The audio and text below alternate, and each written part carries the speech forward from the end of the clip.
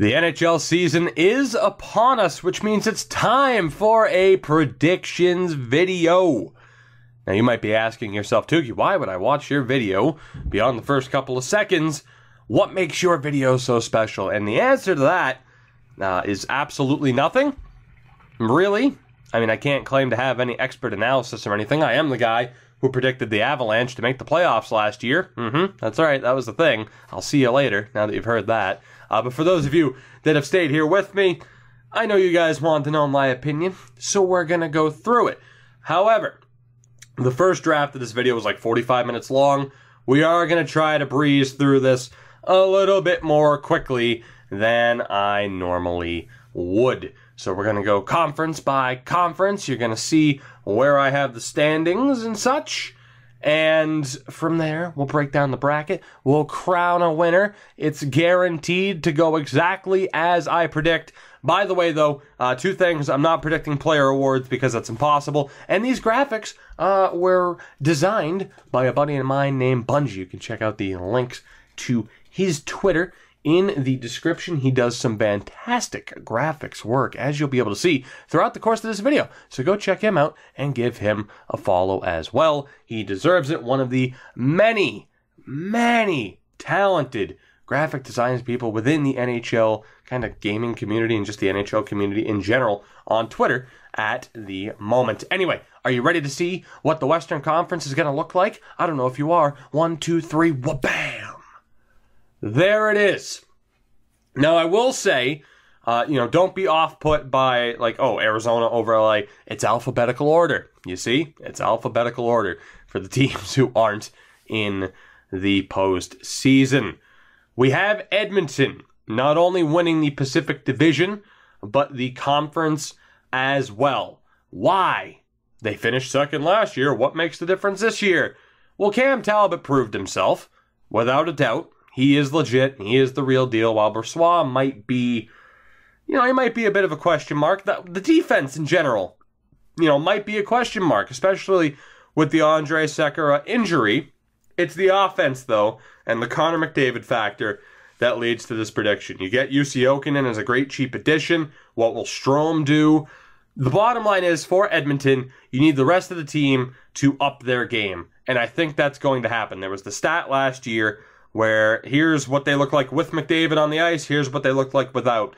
And I think that differential is going to close, and they're just going to be a much better team all around, and they're going to have themselves a great regular season. With Anaheim, and I'll try to go through each team as quickly as I can, with Anaheim, at least the playoff teams. If you want to know specifically, I can tell you in the comments why certain teams might not have made it. But with Anaheim, I have them finishing second. They improved their goaltending, at least their backup goaltending, with the acquisition of Ryan Miller.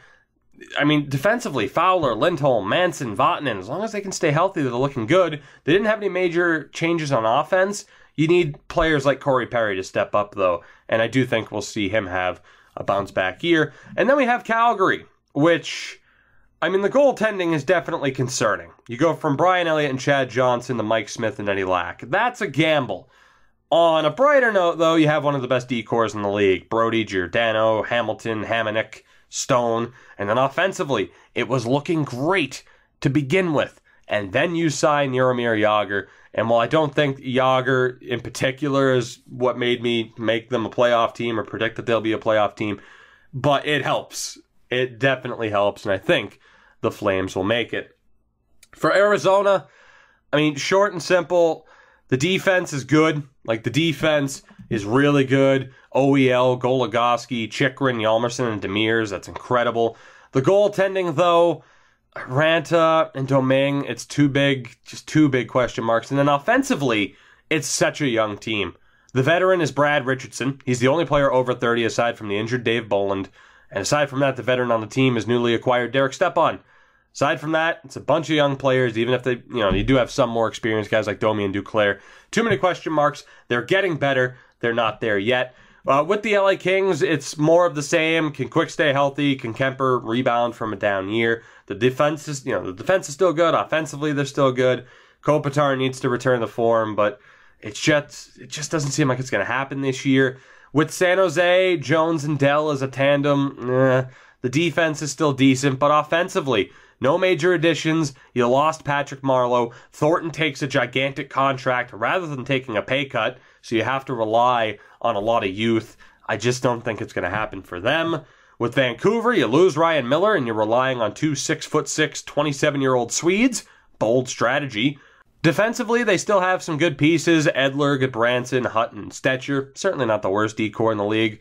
But you have too many offensive question marks. Vanek, Sutter, Eriksson. I mean, Gagne's a decent addition. Brock Besser could be a game changer. Jake Virtanen made the team, but it's just not their year. And then Vegas, I mean, yeah, Marc-Andre Fleury in goals, fine. Whether or not it's Malcolm Subban or Pickard as the backup, who knows? On defense, no major game changers. You know, the mix of vets and youth. I mean, it's not playoff caliber. And offensively too, decent pieces. Smith, Perron, Neal, Marchessault, Shipachyov as a debut from coming over from the KHL, but it's just not where it needs to be. And then over in the Central, yes, I have the Nashville Predators winning the division. I mean, as long as they can stay healthy, why would they not compete for the division title? Rinne and Saros, I mean, that D-core, still arguably the best in the league. Of course, they have to stay healthy. Offensively, you're locked up Johansson, you add Bonino, Hartnell returns. I think they're in for a great year. Minnesota, they finished second last year. They're going to do the same thing this year. Dubnyk's still the real deal. You have some concerns over the backup goaltending, but the defense is great. Brodin, Dumba, Spurgeon, Ryan Suter. And offensively, you bring in Matt Cullen. You get some new life with Ennis and Foligno. I think they're going to have a great year. We have Chicago finishing third, which, I mean, a lot of people have them missing the postseason this year. I don't. I do think they'll take a bit of a step back. I mean, Anton Forsberg is a big question mark as the backup.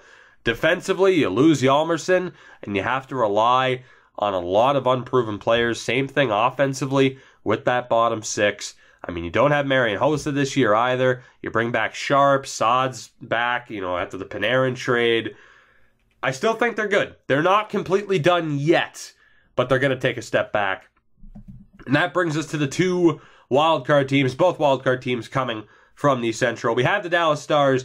Ben Bishop could be just what they needed. I mean, at least if he can play up to that level. And Kari Lehtonen as a backup rather than a starter. Much better situation. Defensively, though, that's going to be their biggest downfall. I think they're going to make the playoffs. They might not make it too far, though. Klingberg's still good. Hamhuis is still serviceable despite aging. Mark Mathot, good addition. But from there, whether it's Honka, Johns, Lindell, Alexiak, Patarin, not exactly the best options. But offensively, it's incredible. And you added Radulov and Hansel to that mix. So that's why I think they're going to make the postseason. But they might not go too far. St. Louis, I mean, some question marks over Jake Allen, but if he continues that postseason form, oh my God. Defensively, no major additions. You could argue they didn't exactly need to make any major additions. Offensively, the big concern is injuries. You add Shen, you lost Fabry for the year. I think the Blues are still good enough to make the postseason. They are going to have competition from the likes of Arizona, LA, San Jose, and even Winnipeg. We'll get to Winnipeg in a moment, though. The Colorado Avalanche, I mean, obviously, right? Obviously, they're not going to make it. Varlamov is injury prone. Bernier, the new backup, is already having injury trouble. Defensively, aside from Barry, Eric Johnson, and Zadorov, who do you have? Barbario, Bigras, Boykov, Lindholm, Mironov, Warsofsky. Oh yeah, those are grade A options. And then offensively, I mean, yeah, Duchesne's still there, McKinnon, Landeskog. You still have some decent pieces with like Como and Soderberg, Nieto, Andrighetto, Colborne. Can Yakupov revive his career? You got good prospects, Comfer, Greer, Jost, Kerfoot, Rantanen. It's just not their time. And that does bring me to the Winnipeg Jets, who, again, I could see them making the playoffs. It's the one thing that's going to be the common theme about this prediction video is Arizona. Could they make the playoffs? Yes. Could LA make the playoffs? Yes. San Jose? Yes. Vancouver? Who the hell knows? Maybe. Maybe the goaltending will work out. Can Winnipeg make the playoffs? Absolutely. But for me, it's the inconsistent goaltending, which is still a theme. You go from Pavlik to Mason. Hellebuck is still there. For that reason, I can't put them into the postseason. I trust Jake Allen more than I trust Mason. I trust Ben Bishop more than I trust Mason.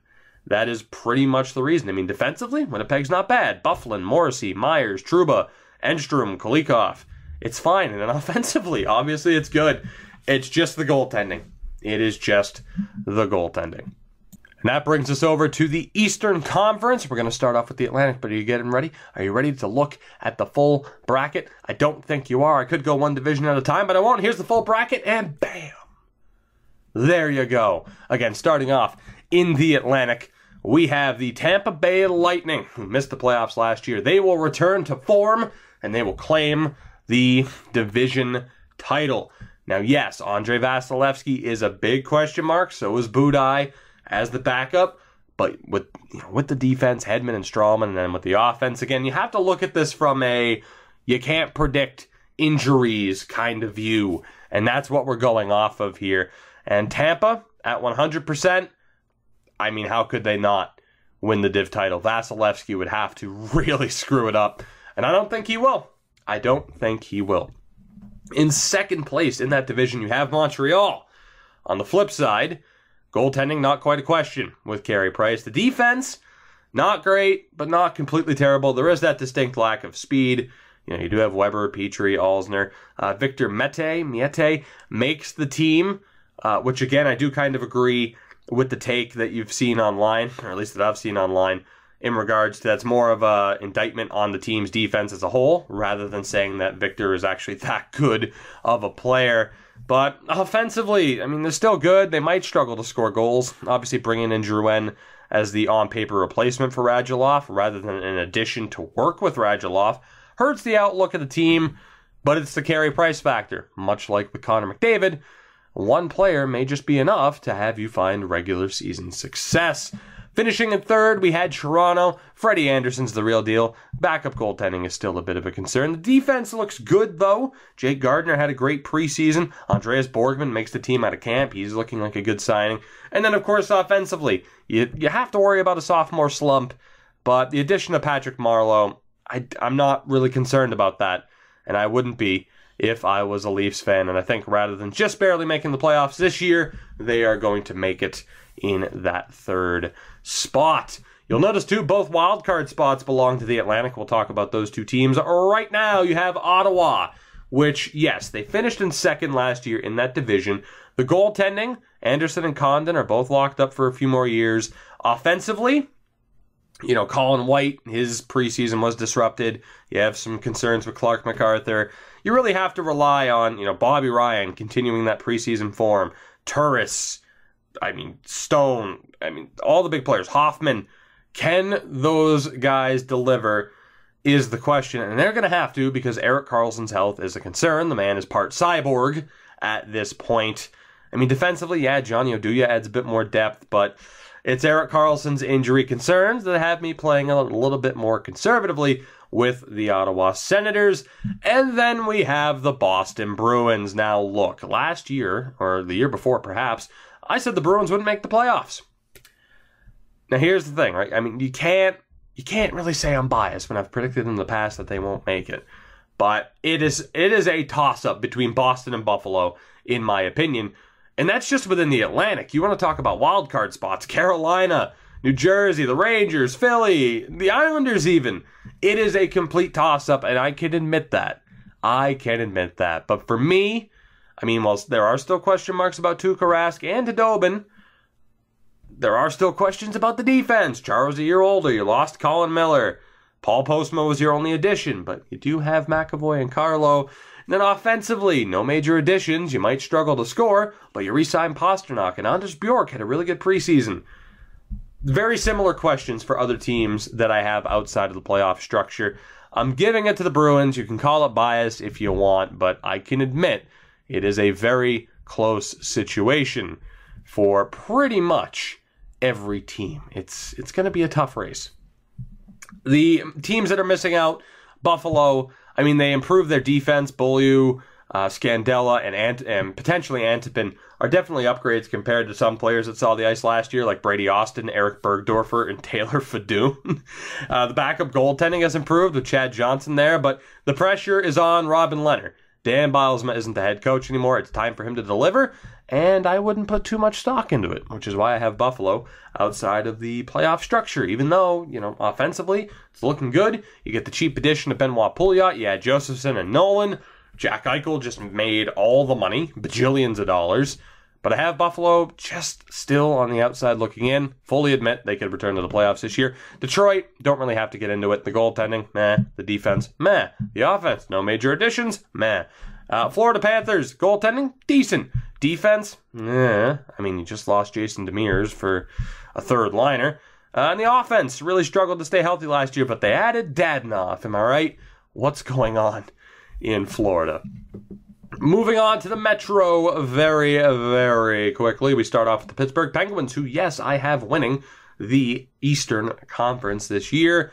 Matt Murray's the real deal. Niemi, I think he'll prove himself to still be a serviceable backup goalie, especially in Pittsburgh. The defense is still solid, especially if Letang can stay healthy. And offensively, yeah, a couple of losses, but you added Ryan Reeves, so he's worth a first-round pick, so he must be good. But again, Crosby, Malkin, Kessel, Gensel, they'll be fine. They'll be fine. It's Pittsburgh. Finishing in second, though, we have the Columbus Blue Jackets. No major changes to the goaltending because you didn't need it. Bobrovsky and Korpisalo are still amazing. I mean, unless this is the year that Bobrovsky forgets how to goalie again. Poor Todd Richards. Defensively, Jones, Savard, Murray, Werenski. It's great. And offensively, you add Artemi Panarin. It's going to be a good year for Columbus, in my opinion. Finishing in third place, and our last playoff team, it's the Washington Capitals. I expect them to take a step back, even though, of course, the goaltending's still great with Holtby and Grubauer. The defense with Karlsson, Niskanen, Orpik, and Orlov, it's still looking okay. The top-end talent still intact offensively. Much like with Edmonton, you need your role players to step up. And while Washington will take a step back, I think they'll still make the playoffs. Quickly, as far as the teams who I have on the outside looking in, with Carolina, it's just questions over goaltending and Scott Darling. I mean, defensively, Falk, Pesci, Slavin, TVR, Hannafin, that's looking great. Offensively, the young stars like Aho, Lindholm, Rask, even Skinner, Teuvo Teravainen. You added Justin Williams and Marcus Kruger. Everyone has them as their wild card team. I'm going to say that they just miss out. With the New Jersey Devils, for me, it's their defense. For me, it's the defense. Goaltending with Schneider, still good. Offensively, Hischier, Hall, Johansson, Zaka. You added Drew Stafford and Brian Boyle. Best wishes to him, by the way. That's looking good. But there's no major game changers on that defense. It's just decent, even with the addition of Will Butcher. So I have them missing out. I have the Islanders missing out as well. Grayson, Halak. We'll see how that goes. No major additions defensively. That's a bit of a problem. Jordan Eberle being added to the team is nice, but until John Tavares signs a contract, that is a problem looming over the heads of that franchise, and I think it's going to play. It's going to play out as a pretty big distraction. We have the New York Rangers missing, which could be very controversial, and again, it was tough to have the Bruins in a wild card spot over them. But Henrik Lundqvist struggled last year at times. And I have a feeling the same thing might happen, and I don't trust Andrei Pavlik as a backup. Not at all. Even with the retooled defense, it looks pretty good. Even offensively, you lose Stepan, but you bring in Desharnais, and you have some other guys ready to try and jump up into that lineup. I just think it's going to be an off year for the Rangers, which sucks. I'd love to be wrong, because I am a Lundqvist fan. And then we have Philadelphia, another team that seems like a shoo-in for the wild card. But when you talk about the wild card, let's see, Ottawa, Boston, Buffalo, Carolina, the Rangers, Philly. There's not enough spots, guys. Some teams have to miss. And with Philadelphia, surprise, surprise, the reason is goaltending. Don't have much faith in Brian Elliott. The defense is still a little bit rough. I mean, it would take a lot, like, Claude Giroux and Voracek, remembering that they're actually that damn good. That would help, but I still think the Flyers are going to miss out. And that brings us to the playoff bracket. Of course, in the West, we have the 1 against the 8, Edmonton against St. Louis, Anaheim against Calgary, Nashville and Dallas, Minnesota and Chicago. Over in the East, Pittsburgh and Boston, Columbus and Washington, Tampa, Ottawa, Montreal, and Toronto. Let's get right down to business, starting off with the Edmonton Oilers defeating the St. Louis Blues. I'm not going to say in how many games, but we're going Oilers over the Blues. In a rematch from last year, Anaheim and Calgary, while I think the Flames will put up a bit more of a fight, I think the Anaheim Ducks are still just a little bit too good. Mike Smith might be good enough to get that team into the playoffs. He's not going to be good enough to beat the Ducks. Mark my words, I'll see you in April when this turns out to be false. We have Nashville over the Dallas Stars and the Minnesota Wild over the Chicago Blackhawks. Again, I think the Blackhawks will be rejuvenated from not having a deep playoff run this past year, but I don't know, man. Something about Minnesota this year. Something about Minnesota. Over in the East, Pittsburgh over Boston, no question. And this is one of the tough matchups because if you were to tell me Washington's going to the Cup final this year, I'd say, you know what, I could see that, and I really could. But I am going to go with the Columbus Blue Jackets in this matchup. I think that defense is just, it's the difference maker in that series. We have Tampa and Ottawa. I'm going to go with the Lightning, again, on the assumption that injuries won't be a major factor. Then we have Montreal and Toronto. And the Leafs very well could have made the second round last year. They could have very well beaten Washington. I do think, though, that they will beat Montreal in the first round. They will move on to play Tampa in the second round. Going back over to the West, we have Edmonton and Anaheim, a rematch from last year. And in my opinion, we will see the Edmonton Oilers get a measure of revenge. They will win this series and move on to the Western Conference Final. And in the bottom half of the bracket, Nashville and Minnesota could be considered a bit of an upset. I'm going to go with the Minnesota Wild, though, to make the conference finals. Like I said, there's something about Minnesota this year. It's just a hunch, but they will be playing the Edmonton Oilers in the Western Conference Final. Over in the East, Pittsburgh and Columbus. And we're going with another upset, baby. The Columbus Blue Jackets are going to the Eastern Conference Final. I think finally all the hockey, all of the wear and tear will catch up to the Penguins. The Blue Jackets will gain a measure of revenge, and it's going to be a very special spring in Ohio. On the bottom half, though, who will go on to play the Blue Jackets in the conference final, you ask? Tampa or Toronto? We're going with Tampa. Again, under the assumption that the Lightning can stay healthy, we are going to go with Tampa, which leaves our final four of Edmonton, Minnesota, Columbus, and Tampa. And the Stanley Cup final matchup will be the Edmonton Oilers and the Tampa Bay Lightning. I think the Oilers will just have too much from Minnesota. Same thing for Tampa over Columbus. A good showing for both of those teams, but we have an offensive dynamo at Edmonton against a fully healthy Tampa team. You know, a team that's looking to get back on track, a team that should have been in contention last year that were derailed by injuries. And when you look at this potential Cup final, you look at the goaltending. Talbot versus Vasilevsky. I'd probably give it to Talbot. You look at the defense, I'd probably give it to Tampa with Hedman and Stralman leading the way, which means it comes down to these two offensive superpowers.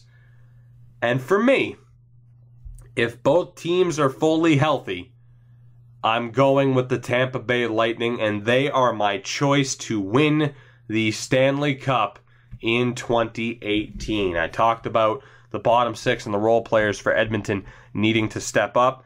Well, I think in comparison, even if they do that, they are slightly outmatched by the Tampa Bay Lightning, and I think that little bit of a game changer in Victor Hedman on the defensive side of things will be a difference maker. So there you have it. We have the Tampa Bay Lightning winning the Stanley Cup. I cannot wait to be wrong. I can't wait for Minnesota to beat Philadelphia in the Cup final. It's going to be a great series. I think we did a much better job of keeping this video a little bit more timely. I hope you did enjoy it. I'm looking forward to your feedback down in the comments below about how I'm an absolute idiot. That's always fun to look forward to when you do a video like this. But again, guys, it's all for good fun. Don't take it too seriously. I don't claim to be any sort of an expert. But let me know down in the comments below what you think is going to happen this year. Who do you think the Cup final will be between? I'm looking forward to seeing what you have to say. If you enjoyed the video, leave a like, subscribe, all that happy horse shit that people love to do. Of course, links are in the description to my Twitter, Twitch and Bungie's Twitter as well. Remember to check him out. Although, in fairness, Bungie, if you're watching this, I mean, I kind of streamlined the video, so we might not have used all the graphics you prepared. But damn it, I'm just as appreciative. Guys, I thank you for watching. I will see you next time. I can't wait to be wrong next year, too. Looking forward to it already.